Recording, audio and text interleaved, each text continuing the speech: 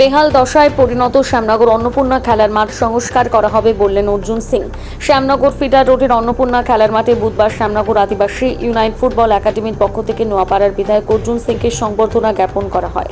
পাশাপাশি এদিন Shyamnagar feeder road Shaktigarh টালিখোলার মৈত্রী বন্ধন ক্লাবের তরফে তাকে সংবর্ধনা দেওয়া হয়। উক্ত অনুষ্ঠানে একাডেমির প্রশিক্ষক ললিতা ওরাও, সমাজসেবী মদন চ্যাটার্জি, গৌতম সরকার, তাপস বিশ্বাস, সমীরেন্দ্র কৃষ্ণ সাহা, স্বপন মণ্ডল হাজির ছিলেন। অপরদিকে মৈত্রী বন্ধন ক্লাবের তরফে হাজির ছিলেন শিবু সরকার, পার্থপ্রতিম সরকার, প্রসেনজিৎ দত্ত প্রমুখ।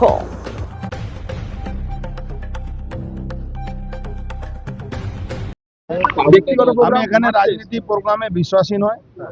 আমার এখানকার বহুদিনের একটা চাহিদা, এখানে পুকুরটা আমার ঠিক করাতে হবে।